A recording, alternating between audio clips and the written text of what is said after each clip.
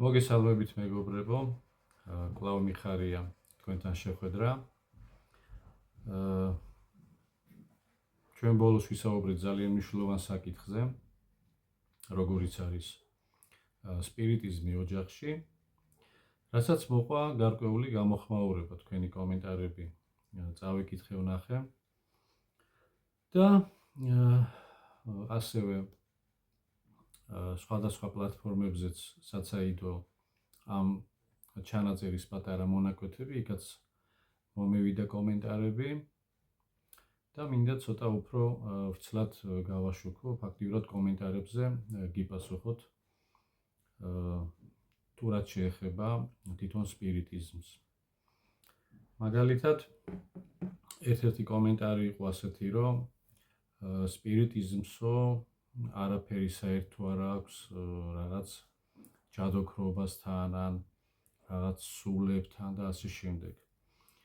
სპირიტი ეს არის სულიო და სული ან არსებობს, ან არ არსებობს. ანუ ზოგს არ აქვს სულიო და ზოგს აქვს სული და ყველა სული ფაქტიურადო სული წმინდიდან გამომდინარეობსო. ყველას რა თქმა უნდა თავისი აზრი აქვს და ვაფასებ, თუ როგორ უყურებენ სხვადასხვა საკითხს. თუმცა მეც მაქვს არგუმენტები, რასაც ვეყრდნობი და მინდა ვთქვათ პასუხი გავცე ასეთ კომენტარს.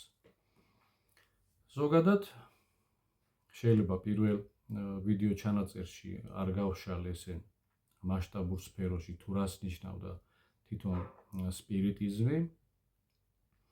მინდა გითხრათ, რომ კომენტარში იყო კიდევ ასეთი აზრი, თითქოს ეს ყველაფერი, რაც მე ჩამოვთვალე, არის ოკულტიზმი, მაგრამ მინდა გითხრათ, რომ ოკულტიზმი არის სპირიტიზმის ერთ-ერთი კიდე ფორმა.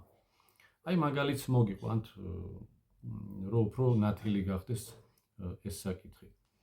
მაგალითად ავიღოთ სიტყვა სპორტი. როცა ვამბობთ სიტყვა სპორტს, ამაში იგულისხმება აბსოლუტურად ყველა სახეობა, ხომ ასეა? თუ კი რაიმე სპორტული ღონისძიება, სპორტული რაღაც პლატფორმებია, ყველაფერი ამ ერთ სიტყვაში გამოიხატება, ეს არის სპორტი. მაგრამ სპორტიც ხო სხვადასხვა კლასიფიკაცია აქვს, ხო? ძლეოსნობა არის და სხვადასხვა სახეობები შედის. აი ოკულტიზმი სპირიტიზმის ერთ-ერთი როიტყვიან განშტოება, რომ აი ეს რო დავყოთ კიდე უფრო პატარ-პატარა ნაწილებად ამ სიტყვის მნიშვნელობა, ესეც სპირიტიზმია, თუმცა ერთ-ერთი მიმართულება. და რაც შეეხება იმას, რომ ბოროტის სულები არ არსებობს, ამას არ დავეთანხმები, რადგან სახარებაში და მთლიანად წმინდა წერილებში ზუსტად ამ ორ მხარეს ომს მოისაზრებს ბოროტის სულები და კეთილის სულები, ანუ ქრისტეს მეომრები, ქრისტიანები და ანტიქრისტიანული ეს თავდასხმები, ეს ორი პლატფორმა რო არსებობს, მაგიტომ არის ზუსტად ქაოსი ჩვენ წუთის ოფერში. გასაგებია, რომ ეს ყველაფერი, რა თქმა უნდა, აზიანებს ოჯახურ ცხოვრებას, ჩვენ ყოველდღიურობას, ჩვენ აზროვნებას, ამახინჯებს და ჩვენ არანაირი კავშირი არ უნდა გქონდეს აი ამ სპირიტულ მიმდინარეობებს თუ ავიღებთ, აი არც ერთთან არ უნდა გქონდეს შეხება. არის ესეთი, ვთქვათ, უწყინარი ფორმები, ხო, რომელიც ადრე ჩამოვთვალე, თუნდაც ჰოროსკოპი, მაგალითად, ან სიზმრების ახსნის წიგნები, რომ ეს თუ ნახე სიზმარში, ამას ნიშნავს, ის თუ ნახე, იმას ნიშნავს. ესეც სპირიტიზმის ერთ-ერთი სახეობაა. ჰირომანტია, მაგალითად, ხელზე მკითხაობა, ხელის ზოლებზე და ეს თუ როგორი ცხოვრება გელოდება, ეს ნაოჭები ხელის გულზე, რაც არის ამის მნიშვნელობით, რომ კითხულობენ, ვთქვათ, ჩვენ მომავალს, რა გველოდება. ესეც სპირიტიზმის ერთ-ერთი სახეობაა. ჰოროსკოპში ზოდიაქოები, ამაზეც უკვე ვისაუბრეთ. ხო, მინდა ერთ საინტერესო დეტალი გითხრათ ჰოროსკოპთან დაკავშირებით. გააკეთეს ასეთი ექსპერიმენტი, რომ ზოდიაქოს ნიშნებს ხო აქვს თავისი ტექსტები, რომ დღეს გელოდება ეს ან ასეთი ხარ, რითი გამოირჩევიან ზოდიაქოს ნიშნები, ხო? მორიელი როგორი თვისებების პიროვნება, ლომი როგორია, სასწორი როგორია და ასე შემდეგ. გააკეთეს ასეთი რაღაც. ეს ტექსტები, რომელსაც ზეიდან ეწერა თითო ზოდიაქოს ნიშანი, ცალ-ცალკე ამოჭრეს, შემდეგ ზოდიაქოს ნიშნები მოაჭრეს, აი ამ ფურცლებს, დასტოვეს მარტო ტექსტები. და შემდეგ ხალხს ეკითხებოდნენ, აი ამ პატარა მონაჭრ ფურცლებს ალაგებდნენ და ეუბნებოდნენ. აბა წაიკითხეს 12 ტექსტი და გვაინტერესებს შენ რომელი გეხება. შენთან რომელია მიახლოებული, ხო? როგორ აღიქვავ ეს ამ ტექსტებიდან შენ თავს რომელ ტექსტში დაინახავ. და საინტერესო იცი რა აღმოჩნდა ამ ექსპერიმენტის შემდეგ? ის რომ აბსოლუტურად ყველა ტექსტში ხედავდა ადამიანი თავის თავს. ანუ ისე არის ეს ყველაფერი აწყობილი, დალაგებული, რომ აბსოლუტურად ყველაში დაინახავ შენ თავს. მაგრამ თუ უკვე ზეიდან აწერია კონკრეტული ზოდიაქოს ნიშანი, მერე ამ გაგებით უფრო აიგივებ, რომ აი თურმე აი ესეთი ვყოფილვარ, აი ეს არის ზუსტად ჩემი ნიშანი. არადა თუ ზოდიაქოს ნიშნებს მოხსნით ამ ტექსტებს, ვერ გაიგებ სინამდვილეში რომელია ეს შენი ვთქვათ ტექსტი, რომელი ზოდიაქოს ნიშნის ქვეშ ეწერა. იმიტომ რომ ყველგან დაინახავ შენ თავს, იმდენად ზოგადი და იმდენად ბუნდოვანი არის ეს ტექსტები, თუ არ გვექნება უკვე წინასწარ მოწოდებული ინფორმაცია, რომ უშუალოდ ეს ახარ შენ, აი ამ ნიშნის ქვეშ რა ტექსტიც არის. ასე რომ ესეც არის კიდევ ერთ-ერთი საფუძვლიანი მიზეზი, რომ ადამიანები ძალიან ადვილად შეიძლება შეიყვანოს შეცდომაში, თუ უკვე წინასწარ განუსაზღვრავ რისი უნდა სჯეროდეს და შემდეგ მანიპულაცია შეიძლება ადამიანს, ვთქვათ, ასეთი სახით გაუწიოს აი ესეთ წარმოდგენებმა და ასეთ ადამიანებმა ფაქტიურად მათ ეწოდებათ მედიუმები, ვინც შუამავლობენ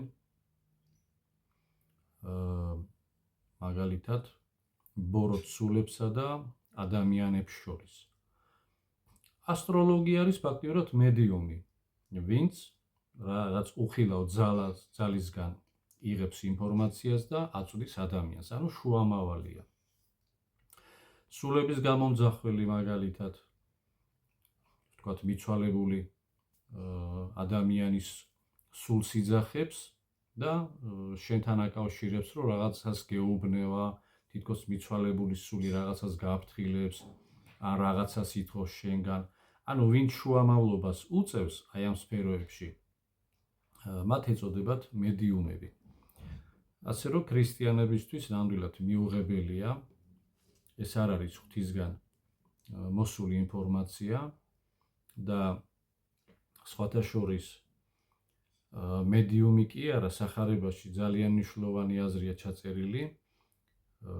მოციქული პავლე აფრთხილებს პირველ საუკუნის ქრისტიანებს, რომ თუ ვინმე მოვიდა ჩვენი სახელითო, აი დაუკვირდით, უცხო კი არა, უცხოს სახელით, რაღაც გაურკვეველი პიროვნების სახელით, მოციქულების სახელითაც კი, თუ ვინმე მოვიდა თქვენთან და ის გითხრათო, რა ჩვენ არ გვითქვიაო თქვენთვის, მანამ ხო ხდებოდნენ ქრისტიანებს პირველი საუკუნის.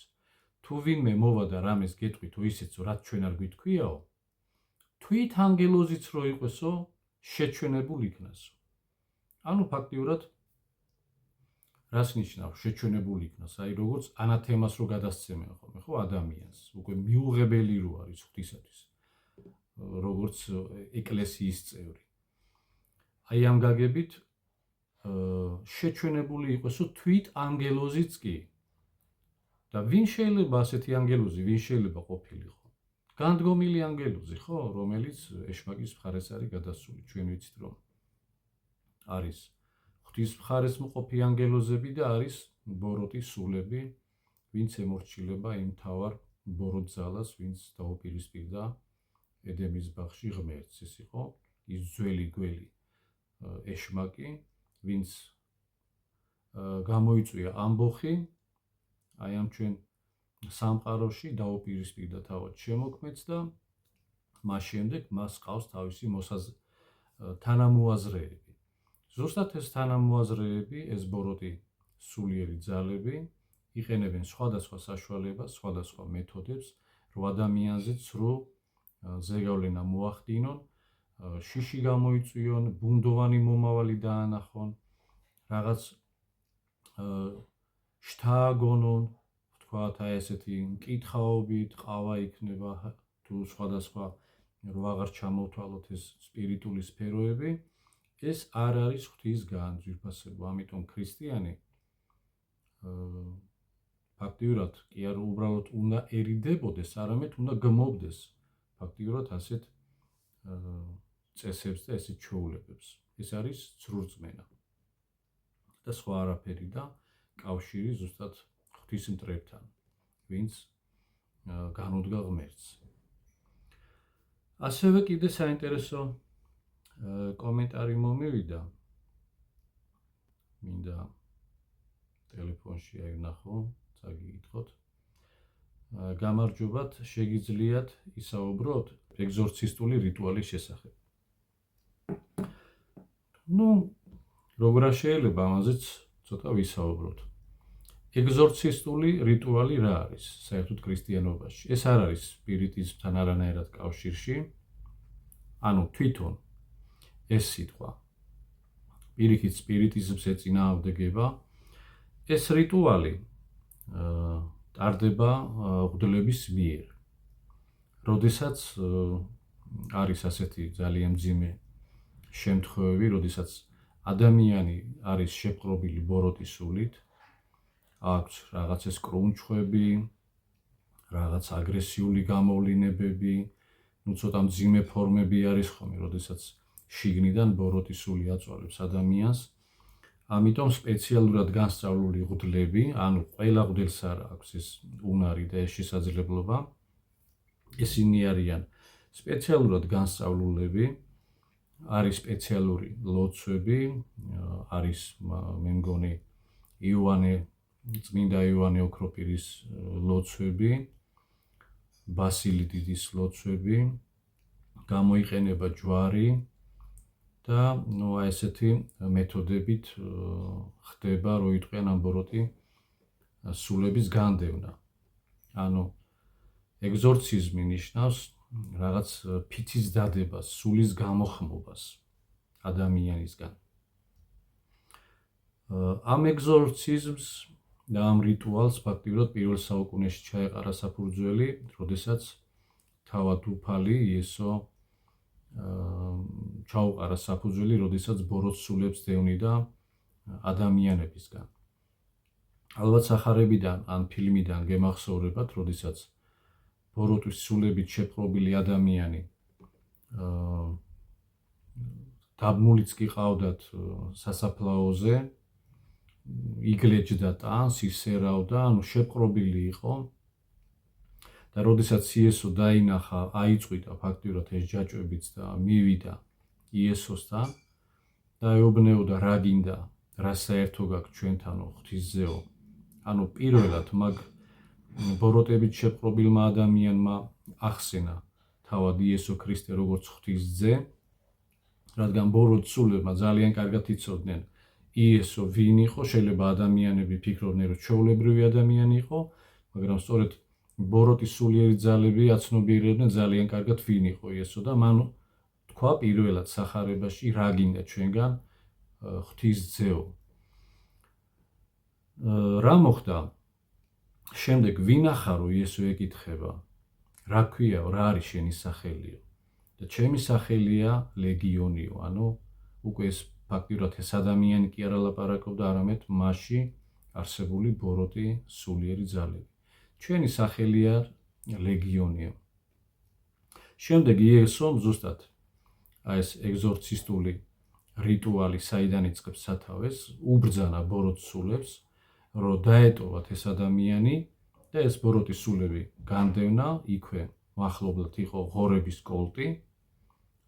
ისრაელში მაშინ უწმინდურ ცხოველებად ითვლებოდნენ მოსეს რჯულის მიხედვით და ამ 2000 ღორში გადაასახლა, რომ იტყვიან ეს ბოროტის სულები. ეს ადამიანი გამოაჯანსავა და ყველამ დაინახა, რომ ეს გაგიჟებული, გადარეული და დაკაწრული ადამიანი გახდა ჩვეულებრივად ნორმალური საღათმოაზროვნე პიროვნება, რადგან განიდევნა მისგან ეს ბოროტის სულები.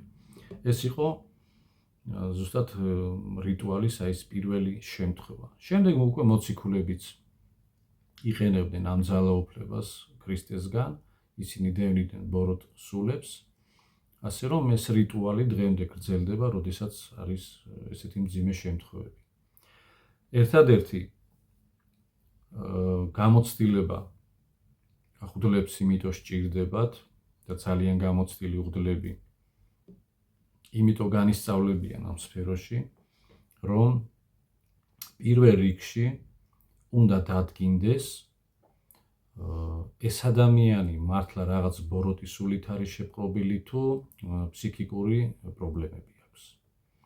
ეს არის ძალიან მნიშვნელოვანი, რომ დადგინდეს დიაგნოზი ფაქტიურად, რომ ფსიქიკური პაციენტია, ფსიქიკური პრობლემები აქვს, თუ მართლა საქმე გვაქვს ბოროტ სულიერ ძალებთან.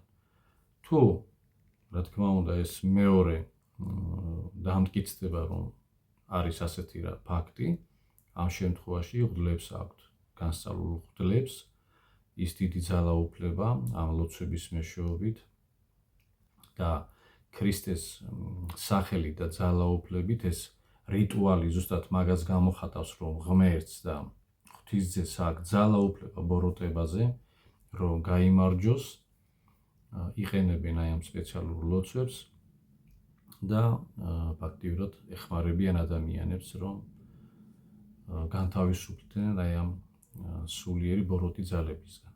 აი სწორედ ამიტომ ძვირფასებო, რატომ აღვნიშნე პირველ ვიდეო ჩანაწერში, ქრისტიანები რატომ უნდა მოერიდონ სპირიტიზმს, არის ეს ერთ-ერთი ყველაზე მნიშვნელოვანი მომენტი, რომ როდესაც შენ გაქვს კავშირი აი ამ სფეროსთან, შენ გაქვს ფაქტიურად კავშირი ამ ბოროტ სულიერ ძალებთან. და ასეთი მაგალითი შემიძლია მოგიყვანოთ. თუ ადამიანი მაგალითად ყიდი არაყს, ხო აი სახში გაქვს რაღაც პატარა დუქანი, სადაც არაყს ახდი და ყიდი ამ ალკოჰოლურ სასმელს. თქვენი მთავარი კლიენტები ვინ იქნებიან ძირითადად? ალბათ ლოთები, ხო? იმიტომ რომ რაც გაქვთ, ზუსტად ეგ არის მთავარი მათი ობიექტი ძებნისა და მოთხოვნილებისა და ვისაც არაყი აქვს სახში გასაყიდი, ძირითადი კლიენტების უმეტესობა ალბათ იქნებიან ლოთი ადამიანები. აი ასეა, თუ გვაქვს ჩვენ სპირიტიზმთან კავშირი, გამოდის, რომ ჩვენ ფაქტიურად სტუმრად ხშირად გვეყოლებიან ეს ბოროტის სულიერი ძალები, რომლებსაც ჩვენ ვერ ავხედავთ და ისინი არიან უხილავები და როდესაც ესეთი ხშირი ურთიერთობით, ცრურწმენით ვაძლევთ მათ საშუალებას, რომ ჩვენზე მანიპულირება განახორციელონ, შეიძლება უკვე ამ მძიმე ფორმებშიც კი გადავიდეს, როგორიც არის შეპყრობილობა, ანუ შეპყრობილი ხდება ადამიანი უკვე ამ ბოროტის სულიერი ძალებისგან. და ეს არის უკვე ძალიან მძიმე მდგომარეობა, სულიერი ფაქტიურად განადგურება, შიში, ძალიან არის ამ დროს ადამიანი დათრგუნული, ვერაფერს ვეღარ აკონტროლებს, ვეღარ აზროვნებს, რადგან მთლიანად არის შეპყრობილი. სწორედ ეს არის ერთ-ერთი მიზეზი, თუ ქრისტიანი სპირიტიზმს რატომ უნდა მოერიდოს. ვფიქრობ, საფუძვლიანი იყო ის არგუმენტები, რაც პასუხი. მადლობას გიხდით, რომ გამოეხმაურეთ ამ საკითხებს. ვფიქრობ, ბევრი შეიძლება ვისაუბროთ ამაზე, ბიბლიური თემებიდანაც, ბიბლიური თეოლოგიური მომენტები კიდევ უამრავია. რა მაგალითები შეიძლება კონკრეტული მაგალითები მოვიყვანოთ, თქვათ, ვინ როგორ იყო შეპყრობილი, როგორ განიკურნა, მაგრამ ეს ალბათ უკვე ყველა შეგვიძლია სახარება წავიკითხოთ. ისედაც ქრისტიანების ვალია, რომ ჩვენი წამსის შესახებ მეტი ვიცოდეთ. სიტყვა ქრისტიანობა ეს არ არის შირმა, რომ ვთქვათ, ვიფიქროთ, რომ რახან ვთვლით ჩემ თავს ქრისტიანად, ეს უკვე ავტომატურად მხდის ქრისტიანად, რა თქმა უნდა არა. თუ არ ვიცი მათემატიკა, ვერ ვიქნები მათემატიკოსი, თუ არ ვიცი ფიზიკა, წარმოდგენა არ მაქვს, ვერ ვიქნები ფიზიკოსი, თუ არ ვიცი ქრისტიანობა, წარმოუდგენელია, რომ ვიყვე ქრისტიანი, ხო? ამიტომ ჩვენ უნდა გვესმოდეს, უნდა ვკითხულობდეთ, ვეცნობოდეთ, ზუსტად წმინდა წერილები არის მთავარი წყარო, საიდანაც ვიგებთ თუ ღმერთს რა სურვილი აქვს, რა მიზნები აქვს, რა სიტყვობს ჩვენგან და ასე შემდეგ. მადლობას გიხდით ყურადღებისათვის, ძვირფასებო. კვლავ ველოდები თქვენგან კომენტარებს, რადგან ძალიან საინტერესოა თქვენი კომენტარები, როცა ვკითხულობ, მაინტერესებს როგორ უყურებთ სხვადასხვა საკითხებს. შეგიძლიათ მომწეროთ კომენტარში, ვთქვათ, რომელი საკითხი გაინტერესებთ, რომ თქვენთან ერთად განვიხილო ეს საკითხი. ან უკვე არსებული თემა, რომელსაც შევეხეთ, თუ თქვენი მოსაზრებები კიდე კვლავაც გამიზიაროთ, ან რა კუთხით უფრო გაინტერესებთ, ან რა შეიძლება რამე გამორჩა, რაც უფრო გინდოდათ, უფრო აი ეს მარილმოყრილი ყოფილიყო ეგ კონკრეტული საკითხი. დიდი სიამოვნებით ვისაუბრებ თქვენთან ერთად, განვიხილავ აი ამ მნიშვნელოვან საკითხებს. მინდა გთხოვოთ, რომ გამოიწეროთ არხი, დაალაიქოთ, გააზიარეთ ეს ვიდეო, თუ იცით ვინმე, ვისაც აინტერესებს მსგავსი საკითხები, მე კი დროებით გემშვიდობებით და მადლობას გიხდით ყურადღებისთვის. ნახვამდის.